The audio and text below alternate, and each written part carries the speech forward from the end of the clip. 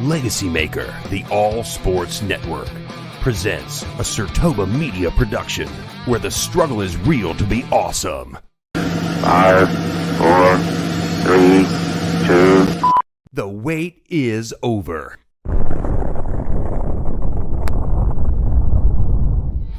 Good morning! Get your popcorn ready. It's time for the In or Out sports debate with your hosts, Brian Snow, Snowman of the Morning with Cole Johnson, and Drew Willingham.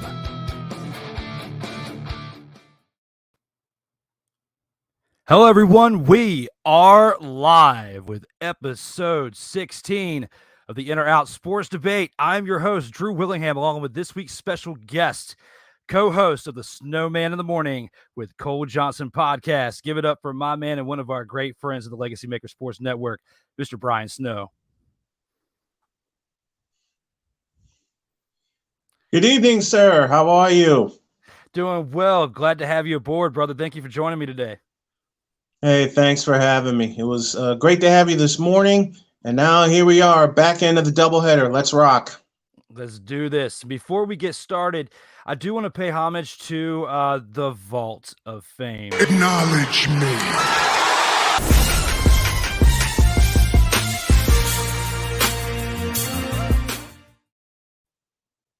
Introducing the Vault of Fame, where we look back on the previous participants in the In or Out Sports Debate. Episodes 1 through 11, we have Rob Johnson, 12 and 15, Tyrone Montgomery, Corey Mann at episode 13, Golden Boy Greg Anthony at episode 14, and currently at episode 16, we have the Snowman, Brian Snow. And tomorrow, actually, talking about a doubleheader, I guess we can call it a triple header. We've got Terrell Owens tomorrow evening, 7 o'clock, the program director of the LegacyMaker Sports Network, here with me to go for the rollback edition live tomorrow, 7 o'clock Eastern, only on the LegacyMaker Sports Network. And with that said, guys, we actually have breaking news.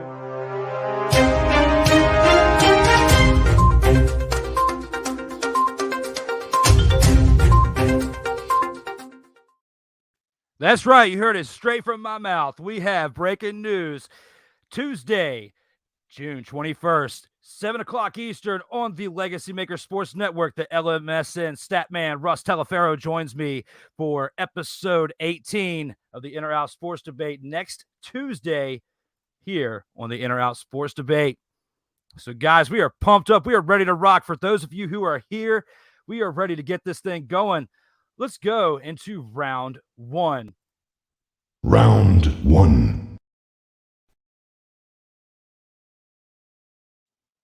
Round one.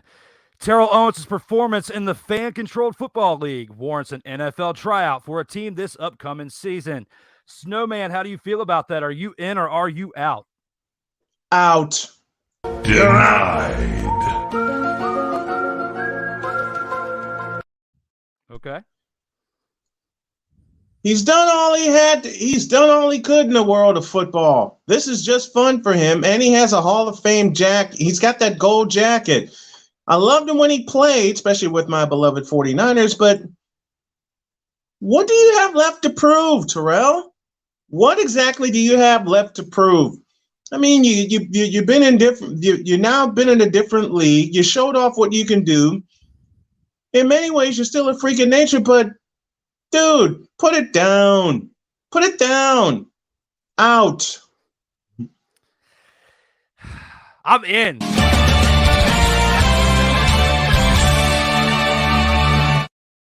The reason why I'm in, because wouldn't it be cool to have the Satchel Paige of football? Wouldn't that be pretty cool to be able to say that we had a guy that retired, got into the Hall of Fame, came back in the hardest game to do that in, which is professional football, even though the game is a lot more, we'll say, pussified as it used to be 20 years ago. True.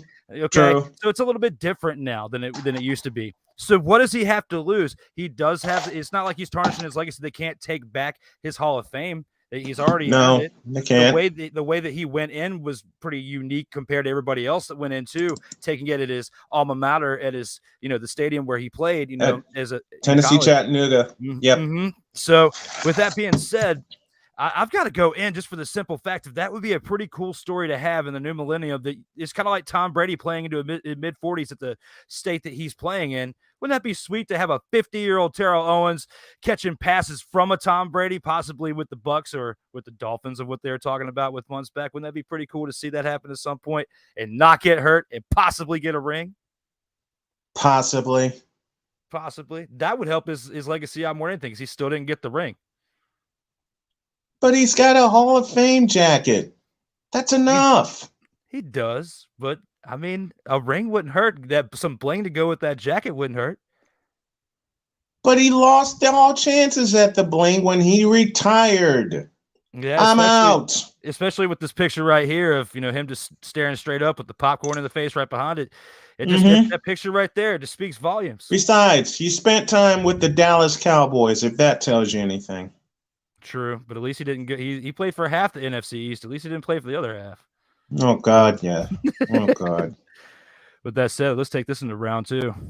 Round 2. I know the Snowman's got to be chomping at the bit to talk about this one. We have got Hall of Famer in his own right. The Chicago White Sox should relieve Tony LaRussa of his managerial duties after a dismal start to the 2022 season. Snowman, how do you feel about that? Are you in or are you out? I went back and forth on this. I'm going to say out. Denied. Okay. For the simplest of reasons, it's June and not September. Now, if it was September and you're in the case of, and you're from Chicago like me, and there's a North Side team that spells its name completely useless by September, then yeah, you can talk about relieving Tony LaRussa of his duties, especially after that intentional base on balls incident against Trey Turner and the Dodgers. But I still have faith in TLR. They have to get some pitching arms healthy.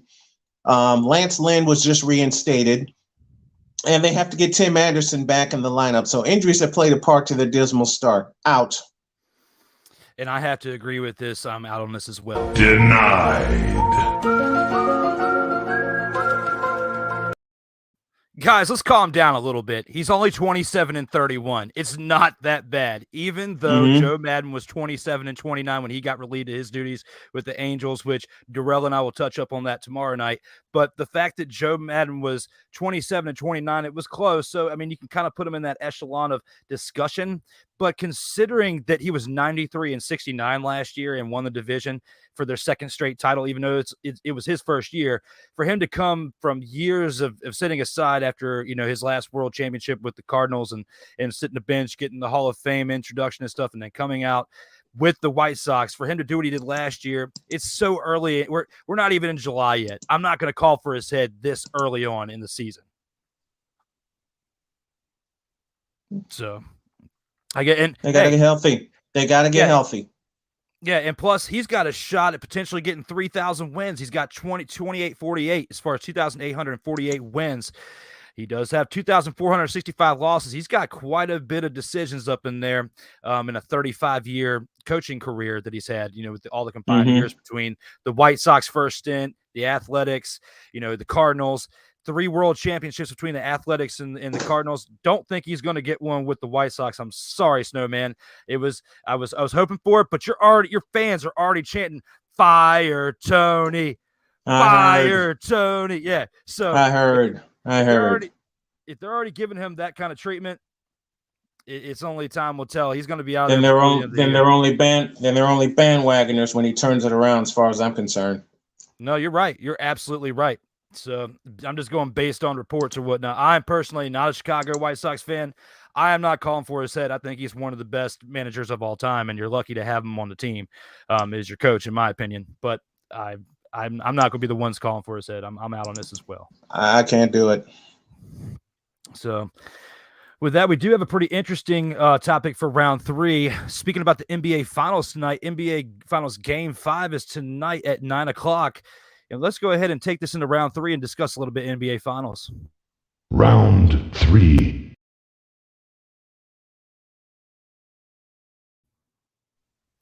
Jayson Tatum's 27.4% from the 2-point range in the NBA Finals is the only reason the series is tied and not over. Snowman, how do you feel about that? Are you in or are you out on this? In. Definitely in.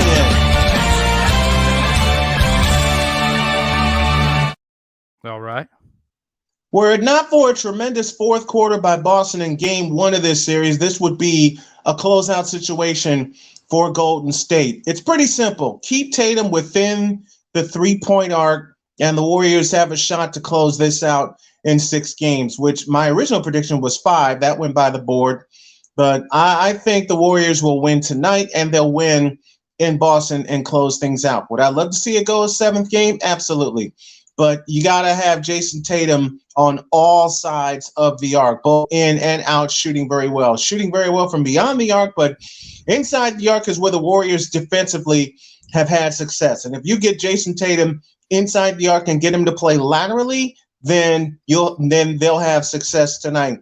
Plus, it's San Francisco. It's the Chase Center. There are going to be 19,000 screaming Warrior heads tonight. It's going to be a close one, but bonus, I'm picking the Warriors to win. It's going to be a close game, but I think that home crowd and the fact that the Warriors will figure out how to defend Jayson Tatum and keep Al Horford off the boards will find a way to get it done tonight. I'm in on this subject. I agree on this. I'm in on this as well.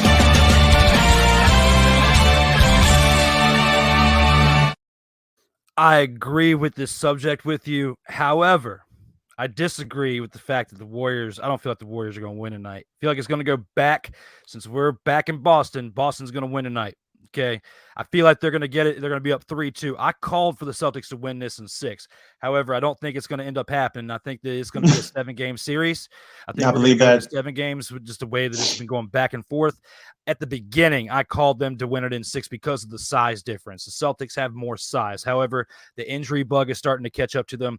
Clay's shot is horrible, and that's why I'm still picking the Celtics to win this thing, just because Clay hasn't found his shot. Draymond scored 2 points, I think, in 2 games. I know he scored it in 1 recently. I can't remember if he scored it, if he came down to that recently as well. The team's falling apart. They're getting banged up again. Steph wasn't really playing until the playoffs came around anyway. The team was carrying him until they got this far, until they got to the championship series, the Western Conference Finals. Then he really started turning it on. If it wasn't for him now, they wouldn't be here. They'd already been swept by now. If Jayson Tatum was shooting and Steph was only getting 25 to 30 points instead of the series would be over. It'd be the over. Series would be over. So, but man, we've seen a lot so far. We've covered the NBA. We've covered some Terrell Owens potential wash news. It'd be sweet if that actually ended up happening, if he actually got a tryout. And then a little bit of MLB. But I want to go and do a little bit of a backstory with you and to our viewers here, to those who don't know who Brian Snow is. I want to give you a little bit of time to discuss, especially your background within, the sports broadcasting atmosphere of it. You doing this since 2013 with the Snowman in the Morning, discuss that with our viewers, as well as the recent turn of events over the past couple of years and what has got you going until this day. And with that, leading into that, let's take this into a Snowman story.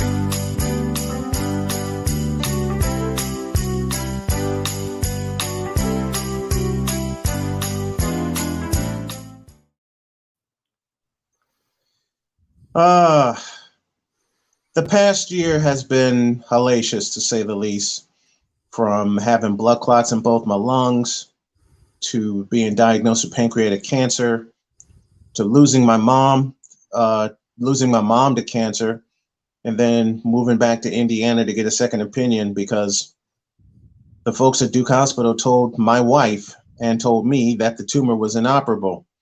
And came up here, we got hooked up with an oncologist, Dr. Roganoff, who made a phone call to IU Indianapolis Dr. Attila Nakib, who I owe my life to, besides my family, looked at me and said, "We'll get it for you," and they did.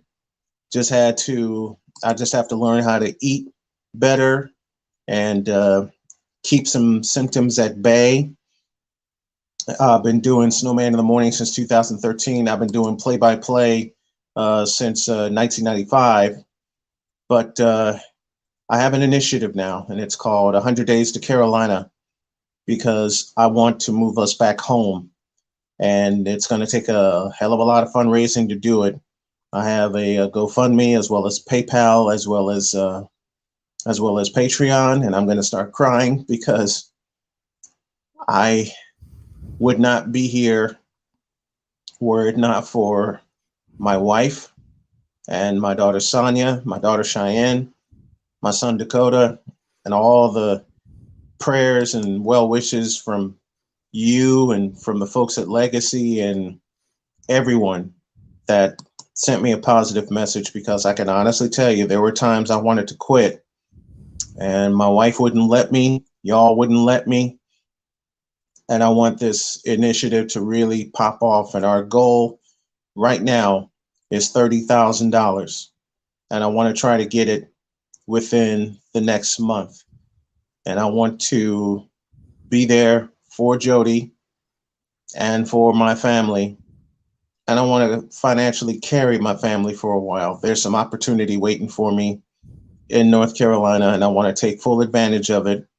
And I want us to get back to being us. So if y'all can contribute by becoming a patron through the PayPal and especially the GoFundMe, we can make the goal of being back home in 100 days. Most definitely, brother. And whatever I can do to help spread the message as well. You know, I've already discussed, you know, behind the scenes, you know, with my contribution or whatnot, but with this, whatever I can do to recycle this message from what we have from this episode into upcoming episodes until you meet your goal, whatever I can do just to take this clip out and to share it with our viewers to help you out. You've done so much for us and been so supportive for us over the years. It's the least that I could do to help you out. I appreciate it. I really appreciate it. I appreciate you guys. Anytime, brother. And we definitely appreciate you coming on tonight, you know, being a part of the In or Out Sports Debate and having a blast so far. I definitely wanted to get your message out there, and everybody who watches this episode live and streaming right now or in syndication when we're done, please do whatever you can to share this message for Brian to help him and help his family meet this goal over the next month. It would mean so much to him, his family, and friends to help meet this goal. Thank you so much for taking the time to listen to that. Thank you. Thank you. And we have some comments from the fans. Let's take this into medial mayhem here in the middle of our show.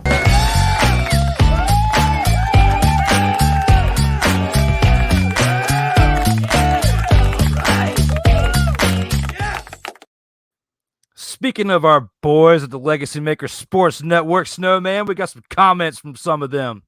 All right. Rob Johnson. Owens is the GOAT, Snowman. How dare you? Yeah. Jerry Rice is better. D.O. Snowman! What's up, Darrell? I got to share a mic with Darrell. We got to call a baseball game next year. We must do that. I'm sure you guys can definitely make that happen. You know, we've been covering VCU and Richmond Spiders in our area, but with you being in North Carolina and kind of having like a middle stomping ground, I'm sure you guys can figure that out to where some of us can get up together and have some multiple projects. Who knows? That'd be fun. Oh, yeah. I know it. I know he can do that. So right here we got Rob Johnson again. He's saying the Warriors in 7 had them in 5 as well, but I guess everything changed and he switched to 7. Hey, Boston came to play. This is not the NBA Finals. I said it this morning on the morning show. This is a World Championship Series, and it's worthy of being called a World Championship Series. Absolutely. Darrell commented again saying he had the Warriors in 6. They still got a chance to make me look good. It's not over yet. Oh, gotta love it. Gotta love it. Going 7. I wouldn't be surprised. Rob, of course, extends his well wishes for Get Well Snowman. Thank you, Rob. Thank you, Rob, so much. Darrell says, it's coming, Snowman. He's talking about the baseball. He wants to do it. It's coming. I know. I can't wait. I can't wait. I can't wait. From our new commenter, Ben Fulp says, Boston in 7, D. Willie, talking about me, the plate behind me. You know something? That's my boy or whatnot too, Ben. You know something? I wouldn't be surprised. Like I said, this is not an NBA final. This is not a modern NBA finals. This is a throwback World Championship Series that can go either way. It could, and especially with how we've seen for marketing purposes, they're going to make sure it at least goes 6. Oh, yeah. So, Rob says, watch out, Mets.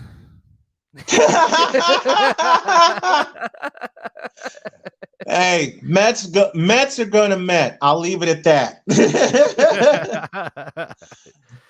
Well, guys, thank you so far. Keep the comments rolling. We'll get back to those at the end. We have the middle of the show, our medial mayhem. We also have the very end. So any comments after the watch out Mets comment, we'll get back to those at the end of the show. So if you have anything to say about that, keep them coming. With that said, let's take this into round 4 with the Snowman. Round 4.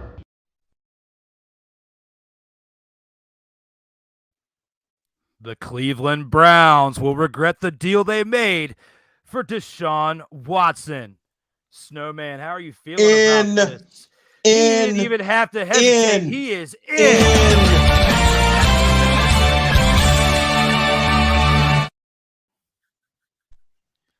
I have one simple question, and it goes like this.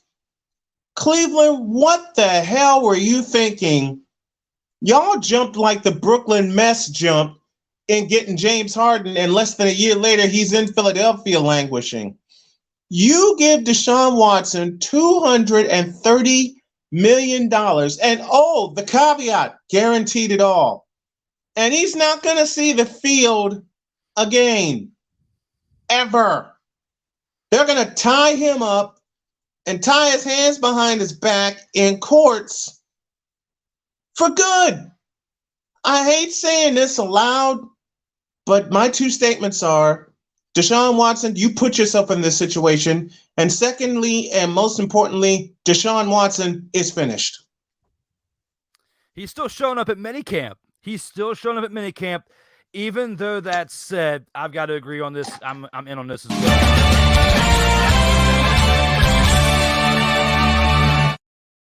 Look, this dude may be showing up at minicamp, but it doesn't mean anything. Just like the Snowman said, his career is over. You got 60 plus. I can't remember the exact number. I think it's 66, 67, something like that, as far as the amount of accusation against him at this point. That's like he's averaging 1 per week for like the past couple of years. It's ridiculous, man. How do the Texans even have that kind of setup for it? I used to carry appliances for a living. Okay, I used to carry refrigerators, washers, and dryers. I used to go get a massage every 2 to 3 weeks just because it's a physical toll on your body. Between that, you may need a chiropractor. Football is very physical, but unless you're taking hits like Brett Favre used to take in the 90s and the 2000s, there's no reason for you to really be getting that type of work. And even he didn't probably get that much work done to himself. Or unless you're taking hits the way Steve Young used to take them with the 49ers in the latter part of his career. I mean, or Joe Montana throughout his career. Come on. My last 4 words, Deshaun Watson is finished. Period. He's done. Because even Cam Newton didn't even need that. Because Cam Newton's another one you could say that took punishment too. Man, don't get me started on Cam Newton. We should have thrown that. We should have made that a bonus subject. Don't get me started on Cam Newton. Let's move. Let's move. All right. Since I said Deshaun Watson is done. All right, my apologies. Go back. What were we saying about Deshaun Watson? Deshaun Watson and Cam Newton are finished. Now let's move on. Final round. And here with the final round, Snowman definitely feels passionate about this. If you watch any of the Snowman in the mornings, you can definitely see and hear how he feels about this. This is a definite question that fans of Snowman should know, go ahead and say it. In.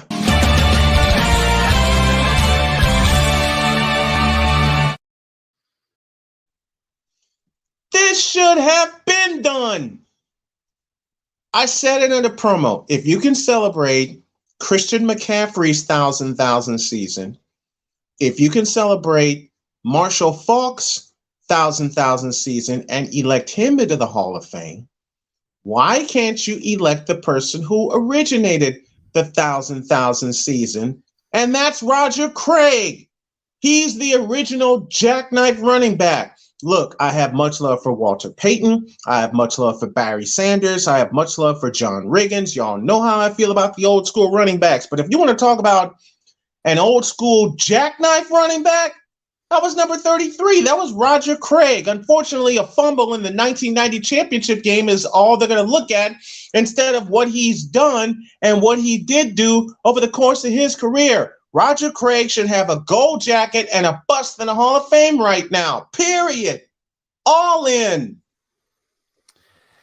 I don't disagree with anything you just said. I definitely agree. I'm in too.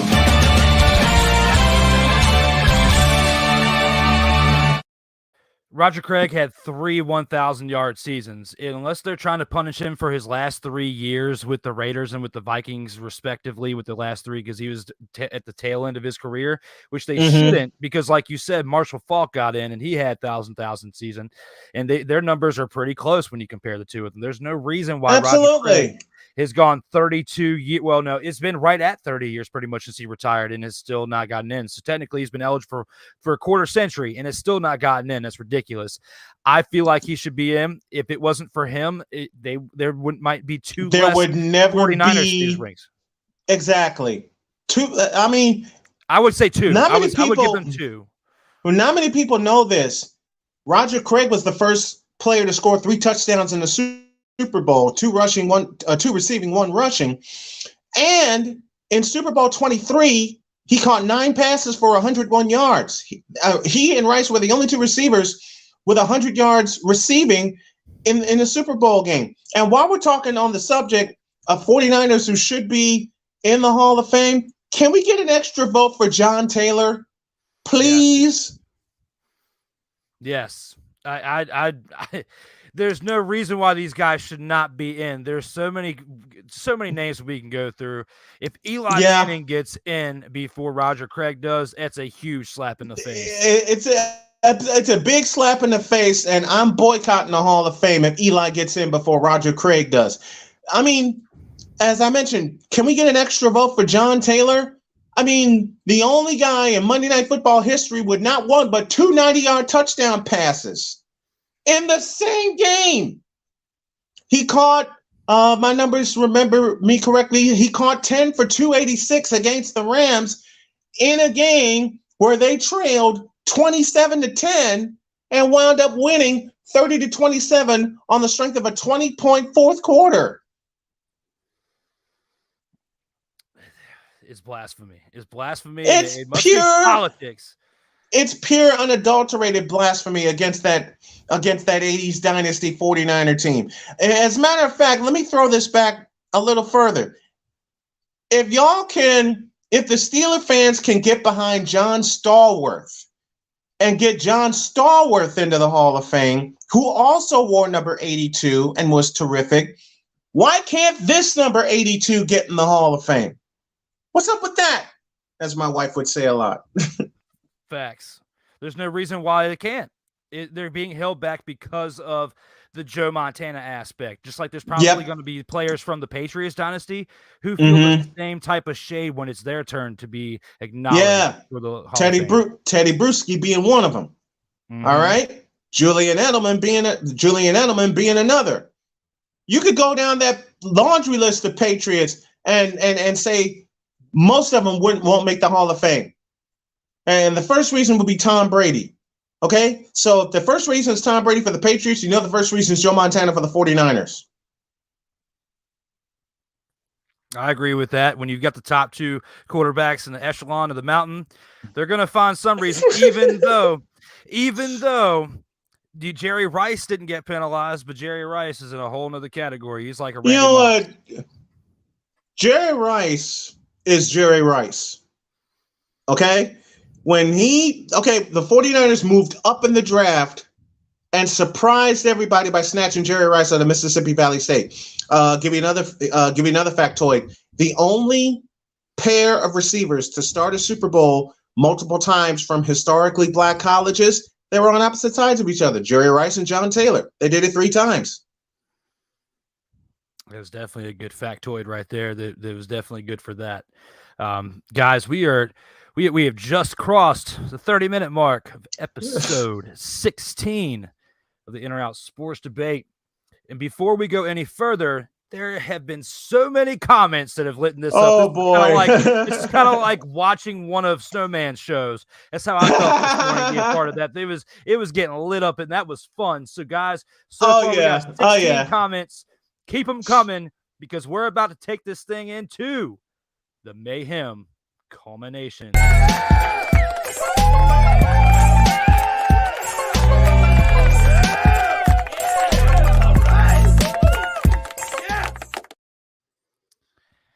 And we last were at Watch Out Mets by Rob Johnson. That's where we left off. So now he goes into Great Point, Snowman. It's an old school series, as he's still talking with the Mets. Yeah. It's a world championship series. It's not an NBA finals, it's a world championship. Absolutely. Ben Fulp continues with Boston. Boston is a young team and many more championships to come. Agreed. Agreed. But they have definitely proven that. I mean, Tatum is still young. 27.4% will not get you a title at any type of shooting, whether it's 2 points or 3 points or from the field goal line. You're not going to get it. Or from the foul line. You're not going to get it. Right. Baker will start this year at QB, hands down.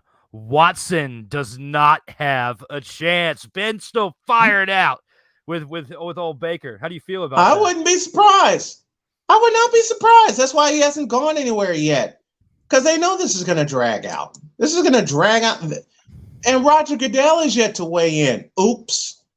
Oh, absolutely. Absolutely.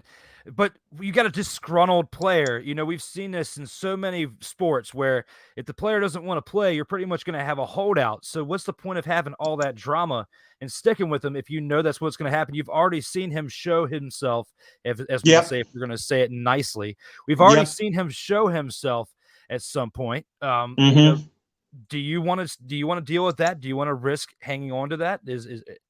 Or do you want to see him actually try to hang around? As far as I'm concerned, that's Kevin Stefanski's problem now. It's Kevin Stefanski's problem, and it's going to remain Kevin Stefanski's problem until he puts his foot down and makes some decisions. Absolutely.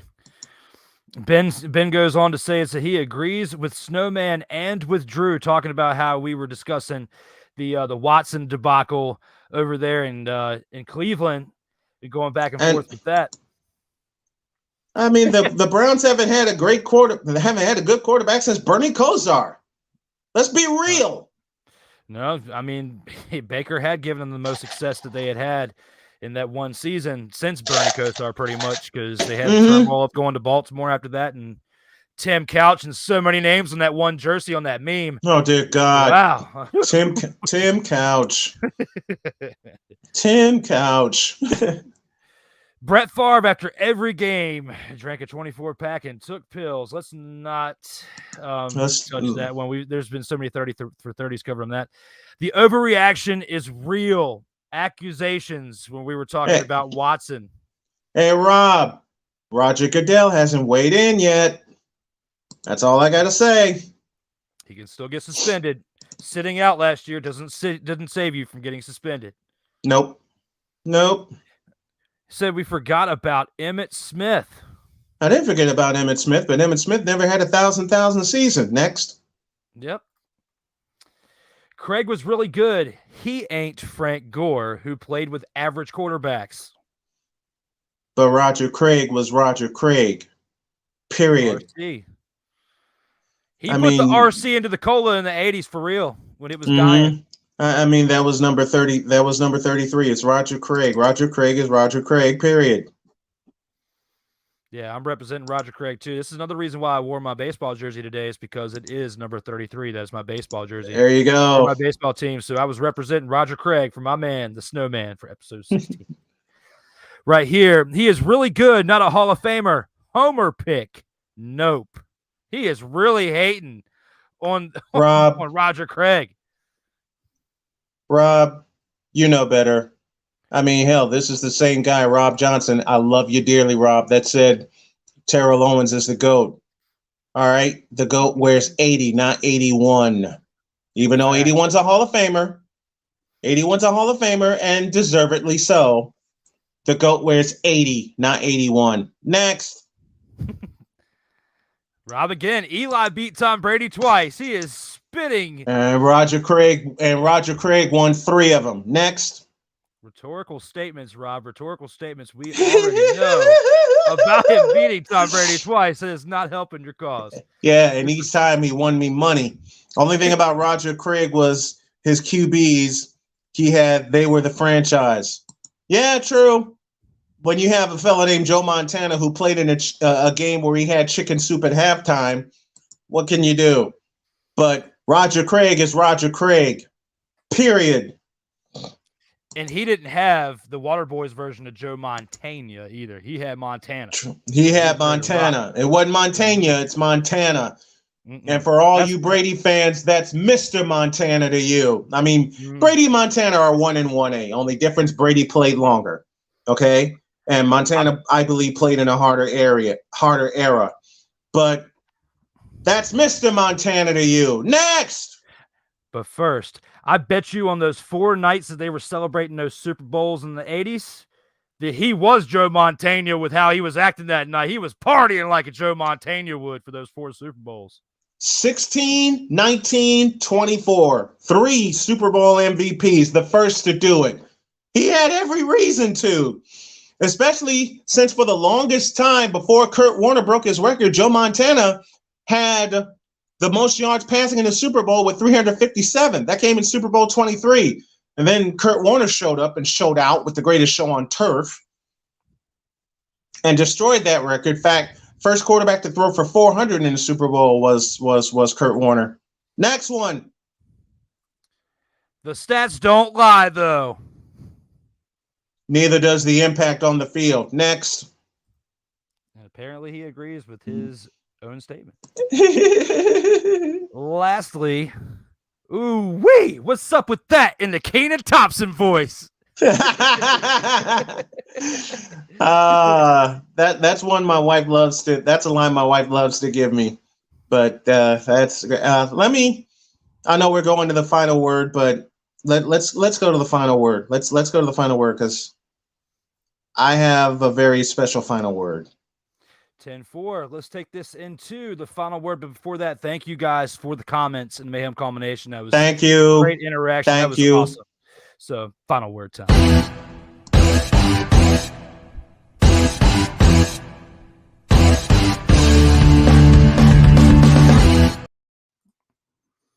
Final word, Mr. Snowman.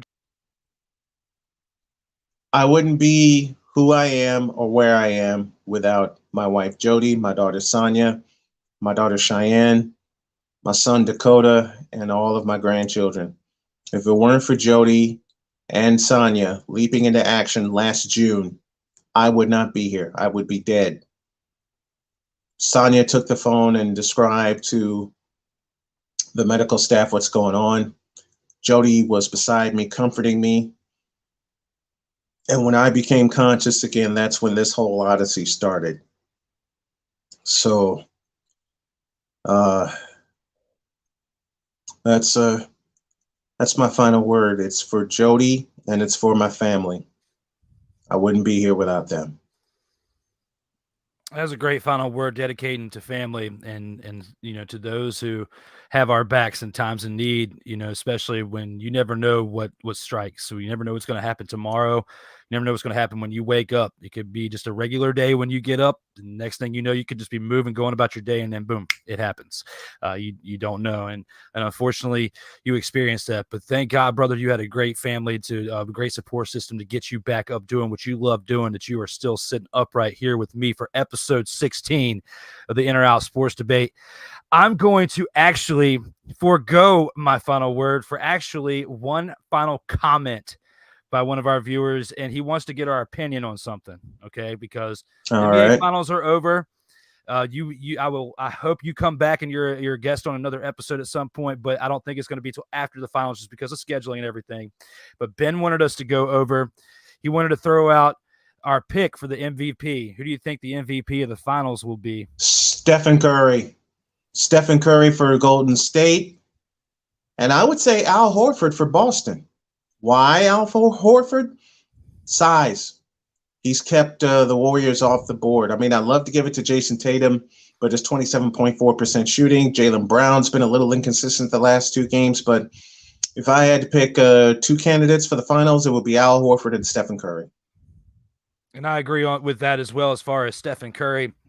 I would normally, with based on how he's played throughout the season leading up to the NBA Finals, I would say if this is a pre-finals pick, I would go with Jayson Tatum. But because of how he's played throughout the finals, and with that stat we discussed about with round 3, I can't give it to him. Al Horford and the size, he's been what's made the difference in the 2 wins that they've had so far. And if they do get 2 more wins, it's going to be based on size again. So it's going to be really interesting to see how this goes. But I have to 100% agree with the Snowman here because he took the words right out of my mouth when it came to that. Those are my picks. So with that, we've had one great episode going nearly 45 minutes tonight. Went nearly an hour on Brian's show earlier today and had a great time. We spent the majority of the time talking about professional wrestling. That was a fun topic to discuss. I love it with those guys. And we were talking. They were talking about me for a few minutes, and then like all of a sudden, once I said professional wrestling, it snowballed. It took off. It took off. It was great. It was fun. So I look forward to getting you back on here at some point and with Cole as well.